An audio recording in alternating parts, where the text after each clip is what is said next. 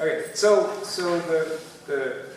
guess we're going to try something a little bit different, and I think this was spurred on just because of the chance to just talk about the research side, the academic side, the chance of things of interest that you might have after graduation, and trying to see whether we can either fill in the gaps or at least talk about someone else's perspective as well. So this is something that David was interested in trying out. We thought we would almost try to do something a little bit more intimate, maybe even like almost like an interview style.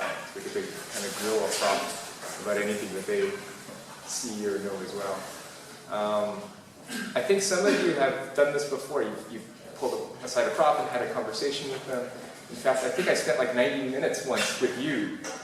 And Carl Hansen, and where you picked his brain just about the things that he saw as a prop and his interests and things like that. And it was really cool to get a chance to see some of that. And again, from someone else's perspective, when you think about what you're going to do later, and you think about the experiences that you want to have as you go to school, as you wrap up and go to grad school or jobs or whatever else is there. I don't know if that kind of frames what you had in mind too.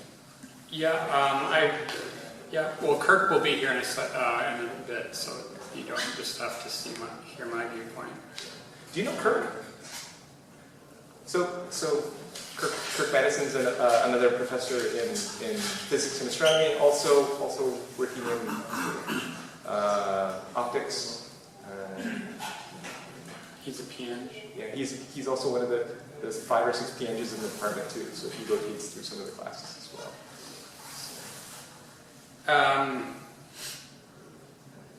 A bit of back. Anything else about that? I don't think so.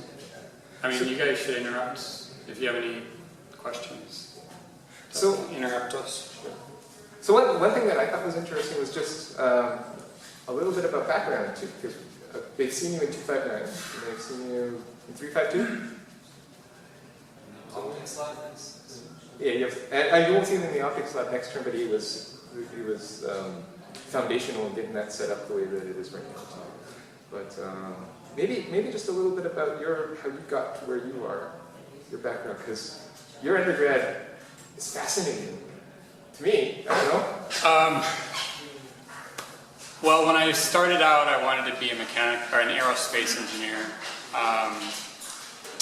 and I went to Montana State, where I grew up, and in the same town.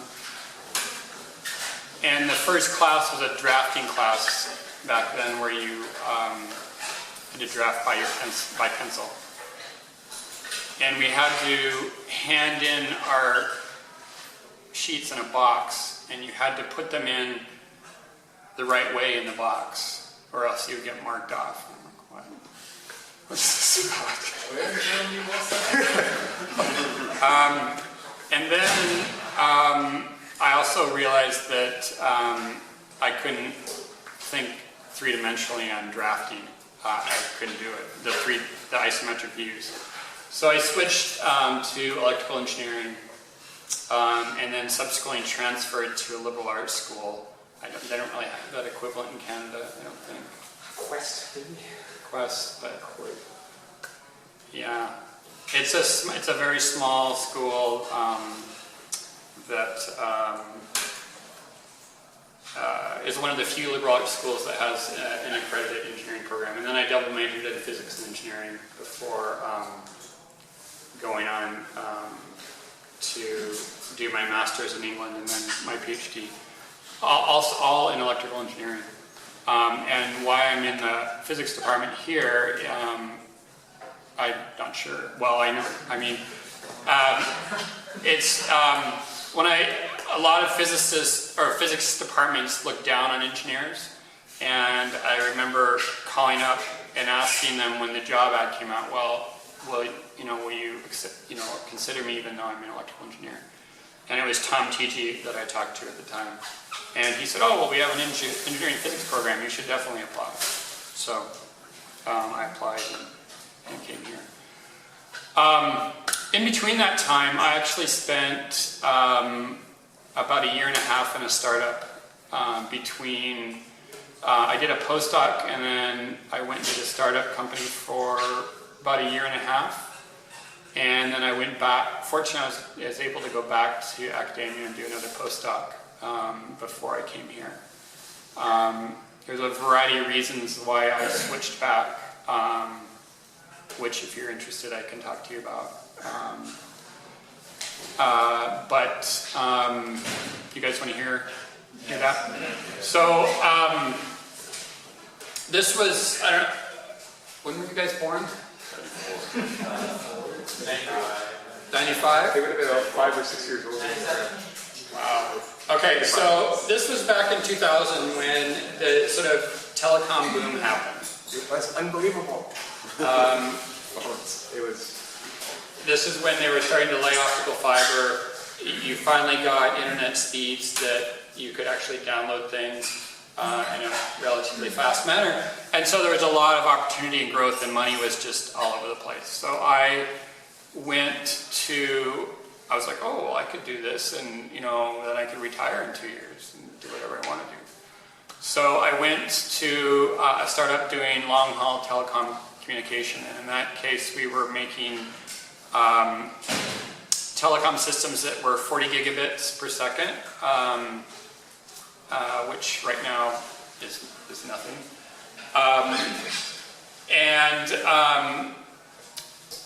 It was started by a couple friends of mine from grad school, and I was there for about a year, and I was in the lab, and I was like, we can't make 150 or 1,500 kilometers. There's no way we can do it. And so I told my advanced development lead, we can't do this. And she said, well, you can't tell anyone. So this is the person, this is what they were selling, they were selling this. They were trying to get hype, and she said, everyone does this. You just can't tell anyone in the company. So I'm like, what's that about? How big was the company? The company, when I joined, it was 19, and when I left, it was 150. And when all was said and done, it went through 200 million of startup capital back in 2000. Nice. So it died. I'll cut to the chase. But I think I was, of course, quite jaded by that experience. And it's obviously just a singular experience. It's not necessarily what happens in startups, sort of generally. But I think some things I guess what I'm saying is when it seems like a lot of folks here are entrepreneurial. They want to, have an idea they want to start, and I'm not trying to discourage that at all. I just want to give you guys sort of some things to watch out for, and if you're going to go that way. And also, if you decide when you're in there that you don't want to do that anymore, you can come out. You don't have to stay there. You can go back to grad school if you want, I'm not saying you should go back and be a professor. You can go back in grad school and then do something else, or work in a national lab or something. So,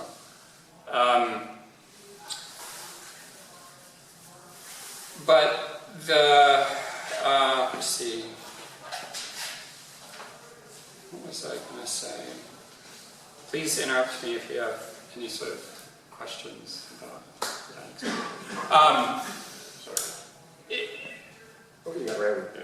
How long did your undergrad take you? It took me 5 years, 4.5 years. I had a very minimal physics degree because I did a double major. So you guys have significantly more math than me, and you have than when I left, and more physics. What was your motivating factor for going international for grad school? I got what's called a Churchill Fellowship. So I went to University of Cambridge for a year. And I had never been out of North America at that point. So it was quite an eye-opener. When you went through undergrad and you switched to sophomore, and did you know that you wanted to do master's degrees and PhDs? And have you know? So when I was at Montana State, so the Montana State for 2 years, and at that point I'm like, yeah, I'd like to go to grad school, I think. And I was very fortunate to have met someone there who said, you know, Montana State's not the place for you, you need to be challenged, and encouraged me to go elsewhere. So I went elsewhere. Okay. Yeah. You figure if you stuck around there, not so much? Yeah, I would. I don't know where I would be. Be filling out a lot of things in the right way with paper going into Yeah. classes. I don't know where I'd be. Yeah, so that's why I went to. Yes? So you said you studied here in Cambridge. Did you do your PhD and postdoc there as well? No, I went back to MIT. So I did my PhD at MIT. Yeah. At which lab? How much what? Which lab? Which lab? It was, so at the time MIT had, I think, 6 areas. So when you applied to MIT, you would get into a specific area, and obviously computer engineering was the hardest one or something. I was in area 4, which was sort of optics and more applied physics. And I worked with a man named, two professors, Eric Gippen and Herman House. Herman House has since passed away, but Eric Gippen's still around. I was there. Fortunately, I did my PhD in 4 years because I was. MIT was a very high-pressure place, as you might imagine, and I wasn't the happiest person without mountains around. So I worked really, really hard, and just yeah. And then I went to do a postdoc in Boulder, Colorado. Where they have mountains. Where they have mountains. Yeah. Which labs were you in? At Boulder, I was in an institute called GILA, which is,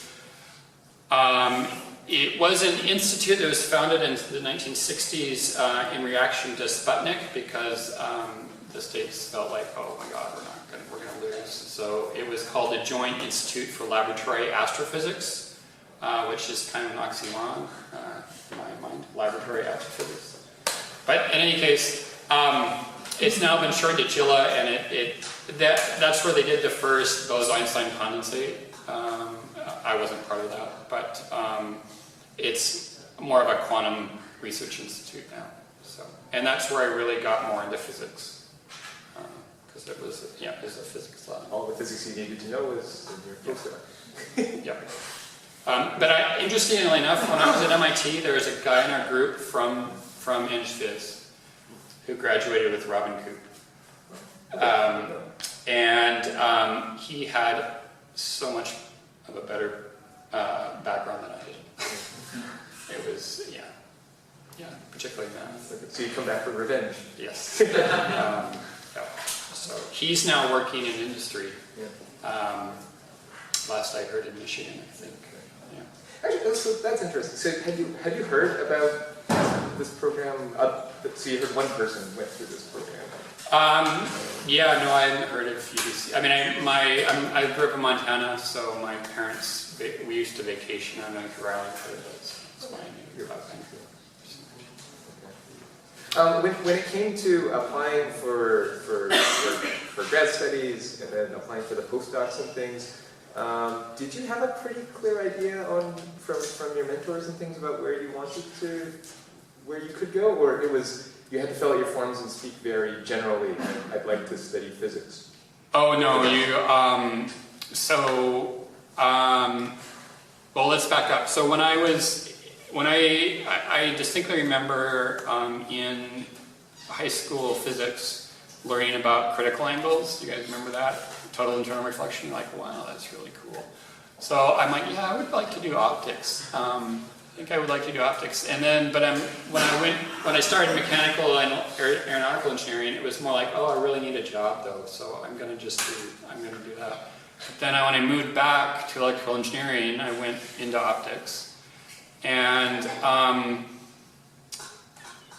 if you are going to apply to grad school, you do not, you need to know, in my view, you need to, and I'm also on the grad committee, admissions committee here, and this is for physics or for anything else, I think you need to be pretty specific about what you want to do.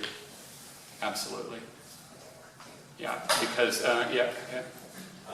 You said that you were going to start after your undergrad and then you went to grad school? Is that correct? No, I went to grad school and then worked at a startup. Yeah, I worked at a startup for a year and a half. So I did grad school, postdoc for a year and a half, then did a startup for a year and a bit, and then saw the writing on the wall, this company's going to go down. And then I went back to postdoc another 2 years before I came here. I was going to ask, like, how does applying to grad school work if you're in out of? Yeah, that's a good question.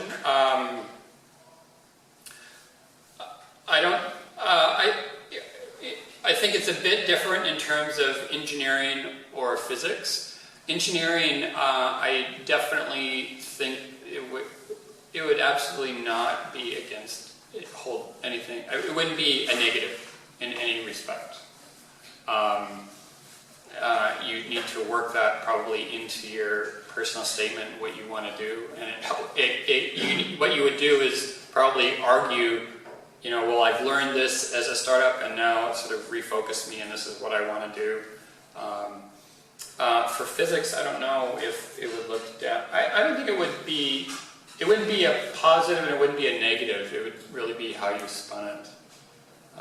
And obviously, speaking as a member of the admissions committee here, the two biggest things are letters of recommendation and proven research, whether that's our research experience in a research type of environment, which means either your co-op, I guess you could say that the startup might be kind of a research type of experience.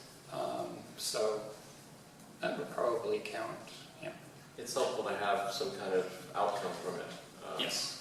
Sometimes when you do research in a startup, nobody knows about it, nobody can know about it, because they're trade secrets, and so unless you patent something, it's hard to show. You can talk about what you've done, I guess, to the degree that you're able to, if you're under an NDA. But so you can talk in generalities about what you did, but it helps tremendously to have like concrete, outcomes and also a letter of recommendation where your supervisor says, this person was excellent. Works independently. Yeah, is a great team member and a great team leader. So leadership is also an important aspect. But primarily it's, do you have a research outcome, and where you, does your supervisor or the people you work with enthusiastically endorse what you did? So that's important. Anyways, just for introductions, for those of you who don't know, this is Kirk Madison, professor in physics and astronomy.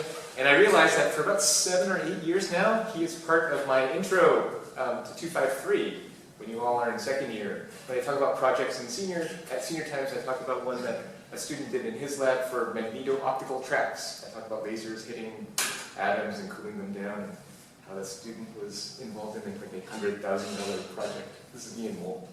We've been working on that, the 2D to 3D stuff. But thanks for joining us for the grilling. I can give a brief, my background. I did my undergraduate degree in electrical engineering. I was in the States, so I went to school at Tulane University, which is in New Orleans. And then, at the time, I went into engineering in large part because my older brother was an engineer, and I kind of followed in his footsteps. I was always interested in building things, so I was always taking apart radios and getting You shocked. should say what your brother's doing now. My brother, he got his degree in electrical engineering, and then he started doing, so he worked for a while for a startup building laser tag games in Dallas. And then that company went belly up, and then he started doing programming for a company that they basically took seismic data to find oil deposits. So he was doing, basically analyzing data for this company, doing pretty well. At the time, this was like, he had a nice salary. I don't remember exactly how much it was, but you know, it was a decent salary. And then he met a friend of his he played basketball with, had just started a company called Broadcast.com. And that guy was Mark Cuban, who now owns the Mavericks. And he convinced Justin to join him, because Justin, my brother, was interested in. I mean, this was like in the early days of the internet, right? And so they would talk about, you know, various ways that you can use the internet to do various things. And Mark Cuban was interested in watching college basketball and football, and so he would get, you know, streams, television streams, and rebroadcast them on the internet so he could watch the games. That's mainly what he was interested in. And there are a lot of other people who are also interested in that, and that's how Broadcast.com kind of grew. Mark, of course, had $1 million to start the company, which didn't hurt, but he basically followed his passion. And so Broadcast.com got going, Justin met him playing basketball, he started working for Mark, and then it got bought by Yahoo. So Mark walked away with $5 billion, and my brother got left with running the company, because he was the, you know, the person who knew most, I guess, about the business at that point. So he worked for Yahoo for a while, and then he only had a bachelor's of engineering, electrical engineering. So he went to school at night, got his business degree, and then that was kind of crazy. He has like 3 kids, and anyway, so I don't know how he did it, but somehow he got a business degree, and then that allowed him to work his way up in Yahoo, because, you know, there's like a glass ceiling for management in some companies. And so then he worked for a while. So he moved to the West Coast and worked for a while in Santa Barbara for another company. I don't remember their name. They were doing some internet security thing or whatever. And then he became the CTO of Skype. And then Skype got bought by Microsoft, and Justin cashed out. So but he's always been kind of lucky with money. You think about it, like, what are the odds? Anyway, so, but I guess the point is, so maybe Justin's success story is that he went into engineering, and then he, you know, kind of broadened into software. Most of you will probably do some kind of programming at some point, because everything is computers these days. And then he showed, or he became a very good manager.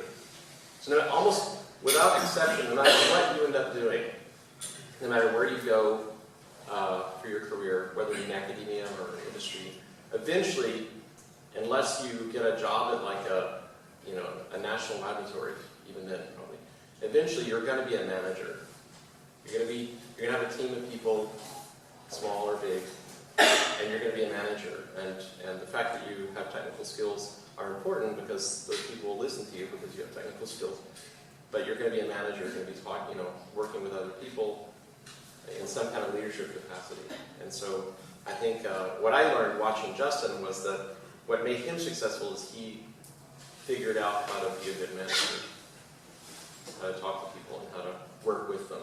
And that's why he moved up. I mean, I think. Anyway, but so. They scroll back 20 years. So I went into engineering because Justin was in engineering, and I was interested in building things. I was, that's kind of what I did when I was a kid, just kind of tinkered.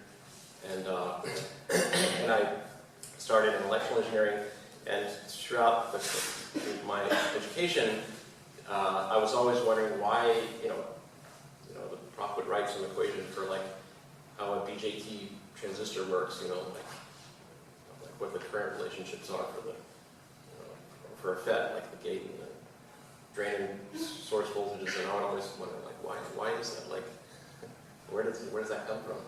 And invariably, they would always tell me, well, if you want to know the answer to that, you should study physics. So I kind of added some physics courses and made for myself a minor in physics. So I basically did an engineering physics program, but it didn't exist where I was. So And then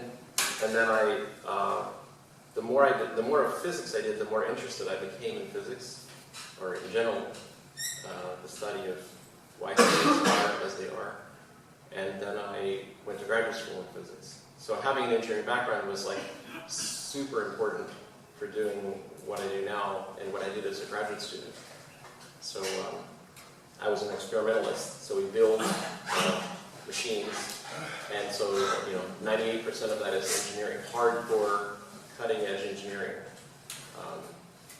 It's engineering at the edge of what can be done, and what we try to do is to study things that are at the edge of what we know. And so But it's engineering in the sense of, oh, how do I build this? And it's not, I should say, it's not engineering in the sense of, oh, how do I get the cost per part down to another 2 cents? That's not it.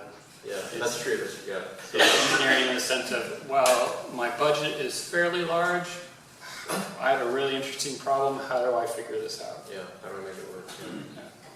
So it's the kind of engineering you do if you went to NASA. I mean, they're also interested in cost cutting, or cost is important, but the most important thing is you're trying to do something that no one's ever done before, or you're trying to take something that someone's done and apply it in a way that's not been done before. And that requires knowing what's possible and doing the impossible in a sense, or working your way around what seems to be impossible roadblocks. So, and then, so then I went to graduate school, and I kind of fell in love with quantum mechanics, and then I did a postdoc in Europe, same field, and I came back to the States, another postdoc, and then at that point I felt like, okay, I'm ready to try to become a professor. That's a huge cognitive leap for some people. For me it wasn't. So then I got this job. Yeah. Where did you go to stay? I was in Paris. Which university?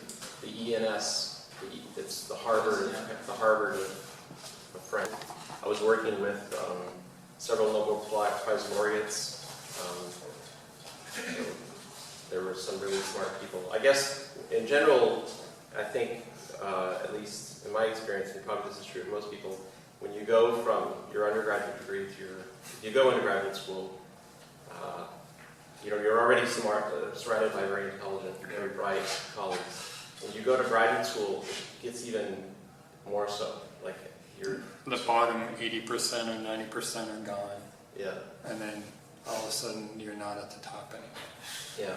So it's a humbling experience, but it's also a very exciting and enriching experience, because you get to interact with people, on a daily basis who are very, very bright, and they push you, right? They make you better, they make you smarter, and it can be extremely rewarding, I think. And I think that so I had this experience when I went to Austin. So I went from New Orleans as an undergraduate to Austin as a graduate school student, and then I went to Paris as a postdoc, and then it was like it went up another step, and so I was surrounded by like wicked smart people. And you didn't need to know any French to study at ENS? I had high school French, and it was very poor at the time. So I learned, so I took a class while I was there, and I was hearing French all the time, but of course they all speak English perfectly. So, yes. And the lab language was English, right? Yes. In the lab it was. Yeah, I mean, I would try to speak French. Usually I would begin the day in French. And then because I had spoken in French, so I would speak back in French, and then the conversation would carry on in French until I couldn't say what I wanted to say in French. So I would switch to English. And then, of course, but because we had started in French, they continued in French until it reached such time that they realized that I didn't understand what they had said. Then they would switch to English. So it was sort of like the duty cycle was, the duty cycle would kind of build and build and build until, towards the end of my stay there, it was 80% of the day was in French. But I can remember going to lunch with the whole group. So there was a group of, there was a research group of many different PIs, principal investigators with many graduate students and postdocs. And the students and the postdocs would get together and go to lunch every day together. And we would go, sometimes we would go to like a cafeteria. And I remember sitting at the table, about lunchtime, this would always hit me. It would feel like you feel after you've crammed for like a whole night of, you know, like you've crammed for a whole night for an exam, and you just took the exam, you walk out of the exam, and you're basically completely cognitively drained. That's how I felt every day at lunch. I was really just like hit me, like this din of French, because they would be talking about politics and culture and science, and of course I was completely lost. So I was it was an extremely enriching time because of that. I was pushed like every day, cognitively because of that. So did you go to Rice in Austin, or? UT, okay. University of Texas. And then what did you think of UT? Austin is an awesome place, and UT is a great school. And you studied there, what did you say? Physics. Physics there? Yeah. And you found it to be a like worthwhile experience? Or? Yes. Okay, so Texas is good. Yes, Austin is a particularly progressive city in a sea of Terribleness. yeah, less progressive thought. Yeah. And it's very hot in Austin. Which, if you like heat, that's good. You both did like PhDs and then a couple of postdocs. How did you afford it? So when you get your PhD in the States, except for nearly all PhDs you get paid a salary, and they cover tuition for you too. So it's like a job. It's the same here. Yeah. Well, it's like a job and not like a job, right? Well, it's a job in the sense you get a salary, but you're not working 40 hours a week. Yeah. The lone exemption is a Master's of Engineering in Stanford, electrical engineering. They won't pay for you there. So if you apply to applied physics in Stanford, yes, but maybe there's more exceptions. That's when I applied. This is what I've heard too. It's crazy that that's the only one that gets referred to. And postdoc, you make salaries of, It varies. it varies. So from 40 to 70K or 80K sometimes. I mean, like if you go to the ETH in Switzerland, you'll make 80K. That's Canadian. I think I was, back in 2000, I was making like 60. So it's not comparable to what you'd make if you just went out and got a job now. Yeah, at like a consulting company or something. Yeah. But you're not doing it for the money. Yes. Yeah. Well, okay, so that's interesting, man. So when you start down the postdoc route, everyone's got their focus on trying to get a faculty position somewhere. Not necessarily. Really? Yeah. Oh, okay. So that's interesting. So maybe fill us in on either where you were at or your colleagues. That was always my impression. I thought I was going to work at a national lab. I did not want to go through tenure battle. But what trumped that was the fact that I wanted to live somewhere where I could ski and climb. So that's why I came here and did it. And I thought that I would have a tough time balancing teaching and research. And that's why I wanted to do National Lab, but I think it's been okay here. It means that you don't, at least in my experience, you don't do as much research, but it's okay. Yeah. So when you say National Lab, what does that mean? Well, like NIST or NRC, how it used to be before Harper gutted it. I don't know. Or I guess you'd sort of be like a staff scientist at Triumph. That might be the best way to say it. Yeah, so you basically you do everything a professor would do, except you don't have to teach. You can do research, and you can write grants, and you can have students and postdocs, and yeah. So if you love to do research, that's a good option. But, I mean, as far as going into academia, like, I mean, Kirk, one of your, member Wendell? Yeah, so this is another good example of someone who, Yeah, so he did a postdoc at NIST. he was a grad student with you? Yeah, so he was a graduate student when I was a graduate student in Austin. And then he got a fairly prestigious postdoctoral fellowship to go to work at NIST. Under a Nobel laureate? Under a Nobel laureate. And he worked for a while for him. And then he got a job almost immediately at Stanford Research Systems that builds a lot of technical equipment for research. I mean, they have a, anyway, so he worked for them for a while. And then he just went into business for himself. He's kind of a tinker, you know, he makes stuff. And now he just, makes stuff and sells it on the internet. What's his website? What is it? It's like evilmadscientist.com or something. So he just makes gadgets and... Kind of like a Spark Fun kind of Yeah, scenario. exactly, yeah. Like, I mean, as an example, he has a robot that will paint an Easter egg. Like you put it, he has like the whole, like he basically makes a lot of stuff and then just, some of it he sells, some of it he just gives away for free. So he has like all the designs for this egg bot. Sounds kind of crazy, but anyway, but he loves what he does. But that's an example of the person who he did his graduate degree because, he was just interested in learning more. And then he was very strong in programming, or he is a very strong programmer. And he did some very nice science, and then he got this great postdoctoral position, and probably thought, why not,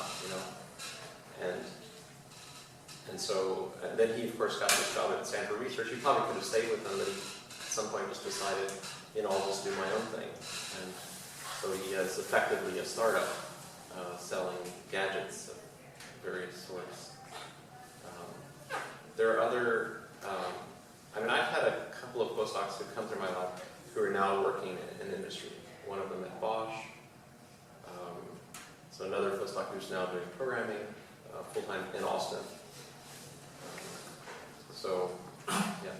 Just a question for, I guess in general, so you've invested a lot of time in academia and you've done many postdocs in your, doing research at universities now. Do you guys have any ambition to switch back to industry or change labs around the globe? I'm the CSO of a startup here. So I'm doing, I'm dabbling in startups. I've also, INSERC has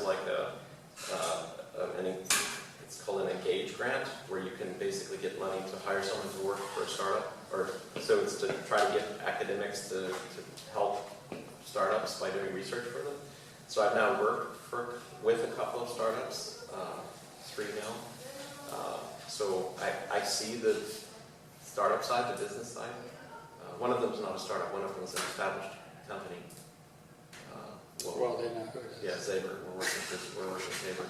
So, so I've seen the startup side, and I think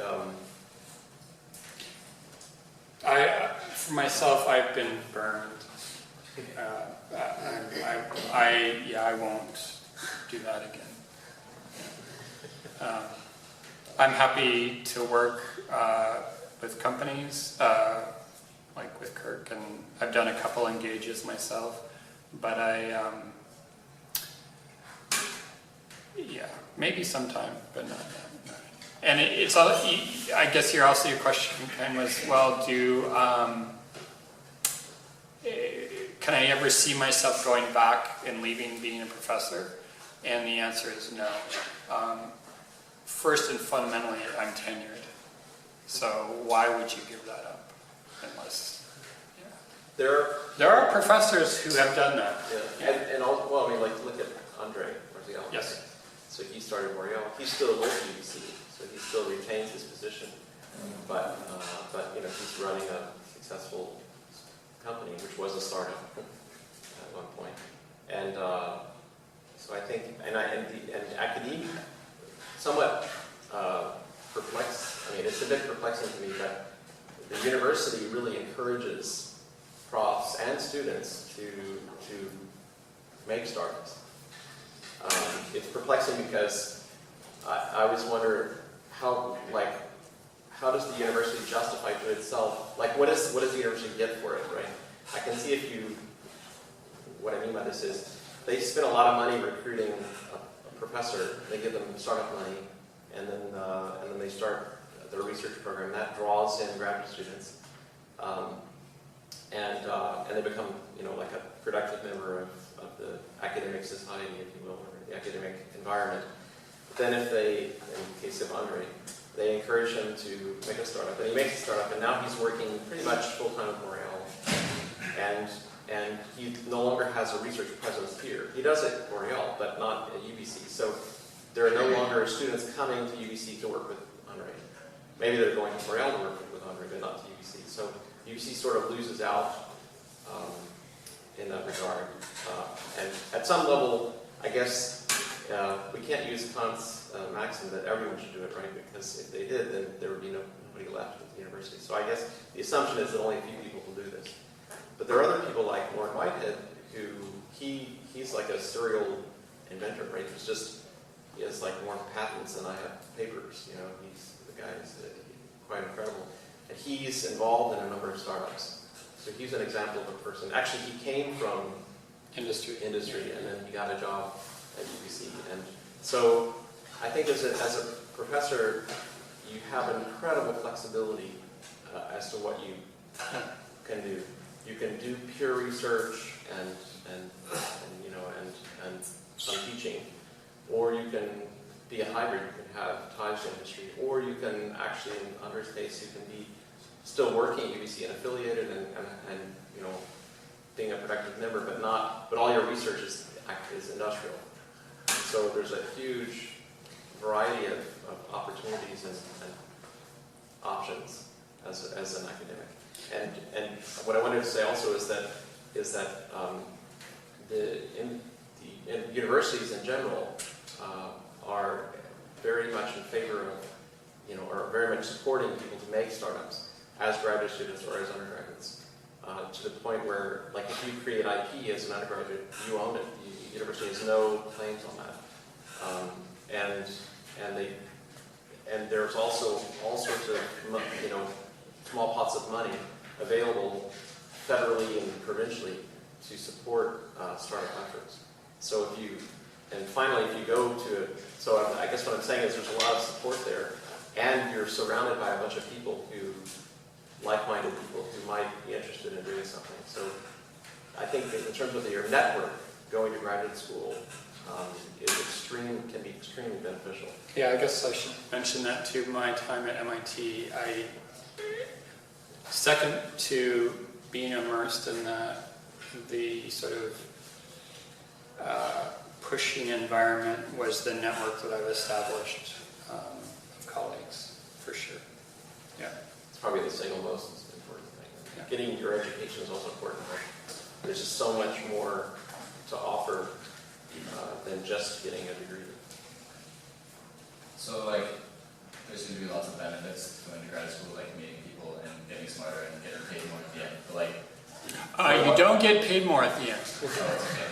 So, okay, but what would you say, especially since you're on the grad school admissions, what should be the reason that someone wants to go to grad school? And maybe you've seen people who have come and dropped out because they didn't like it because they came for the wrong reasons.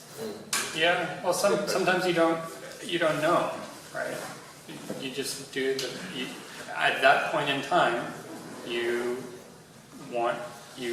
decide, yeah, that's what I want to do. I do, whether it's like, oh, I don't know what to do, I guess I'll go to grad school. That's probably not the best reason. Yeah. That's not the best reason. But it's like, yeah, I guess I could try this. I have some interest in this topic. Then, yeah, for sure. I think one thing that the admissions committee does look at is how. So if you are passionate and very interested in some aspect of, or in graduate school in general, but especially some aspect of physics, if you wanted to go, or engineering, that's highly beneficial as far as admissions are concerned. So I think people on the admissions committee are looking to admit people who will succeed and who will finish graduate school, because you don't want to recruit a bunch of people who just drop out. So I think, so that's one thing people look for. Even if you're passionate about something, totally stoked about doing it, and you end up doing something else, that's okay. Because ultimately what it comes down to is, are you motivated to do it? Because it is a time, serious time commitment, and you do forego, not starting your job career early. So I think it is important that you kind of are aware of what's ahead of you, and you're looking forward to it. If you just say, "Oh, I'll go because I have nothing else to do," although sometimes that's the path of least risk. Nevertheless, the admissions committee won't look fondly upon that.